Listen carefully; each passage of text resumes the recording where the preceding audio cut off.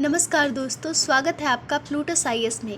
विदेश मंत्री एस जयशंकर ने सोमवार को कुआलालंपुर में अमेरिकी विदेश मंत्री मार्को रूबियो से मुलाकात की, जहां दोनों नेताओं ने द्विपक्षीय संबंधों, क्षेत्रीय विकास और वैश्विक चुनौतियों सहित कई मुद्दों पर चर्चा की।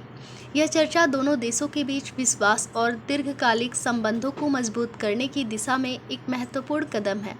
यूपीएससी सिविल सेवा परीक्षा के दृष्टिकोण से यह विषय सामान्य अध्ययन पेपर 2, अंतर्राष्ट्रीय संबंध पेपर 3, आर्थिक विकास और निबंध के लिए अत्यंत महत्वपूर्ण है, क्योंकि यह भारत की कूटनीतिक रणनीति, आर्थिक नीतियों और वैश्विक भूमिका को समझने का अवसर प्रदान करता है।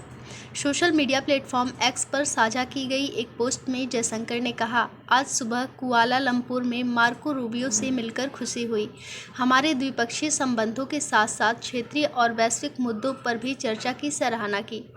दोनों नेताओं के बीच उच्च स्तरीय बातचीत ऐसे समय में हुई जब भारत और अमेरिका के बीच ट्रेड डील चल रही है, जिससे दोनों देशों के बीच व्यापक आर्थिक बातचीत को कूटनीतिक महत्व मिलेगा। पिछले हफ्ते केंद्रीय वाणिज्य एवं उद्योग मंत्री पीयूष गोयल ने कहा था कि भारत जल्दबाजी में कोई व्यापार समझौता नहीं करेगा और न ही साझेदार देशों की ऐसी शर्तें स्वीकार करेगा जो उसके व्यापारिक विकल्पों को सीमित कर सकती हैं। उनकी इस टिप्पणियों ने नई दिल्ली के सतर्क रुख का पता चलता है, जबकि वाशिंगटन के साथ बातचीत आगे बढ़ रही है। विश्वास, दीर्घकालिक संबंध और वैश्विक व्यापार सहयोग। जयशंकर ने कहा कि व्यापार समझौते शुल्क या बाजार पहुंच से कहीं आगे तक फैले होते हैं और विश्वास, दीर्घकालिक संबंध और वैश्विक व्यापार सहयोग के लिए अस्थायी ढांचे बनाने पर केंद्रित होते हैं। यह दृष्टिकोण भारत की इस मंशा को रेखांकित करता है कि वह यह सुनिश्चित करे कि अमेरिका के साथ भविष्य का कोई भी समझौता उसके दीर्घकालिक आर्थिक लक्ष्यों के अनुरूप हो।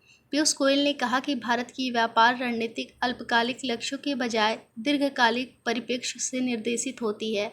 उन्होंने कहा, व्यापार समझौते लंबी अवधि के लिए होते हैं। यह केवल टैरिफ के बारे में नहीं है, यह विश्वास और रिश्ते के बारे में भी है। व्यापार समझौते व्यवसायों के बारे में भी होते हैं।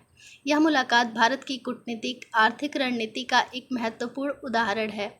यूपीएससी अभ्यर्थियों को इस विषय पर अपडेट रहना चाहिए। ऐसे ही और लेटेस्ट न्यूज़ से हम अपडेट रहने के लिए हमारे इस चैनल को लाइक करें, शेयर करें और सब्सक्राइब करें।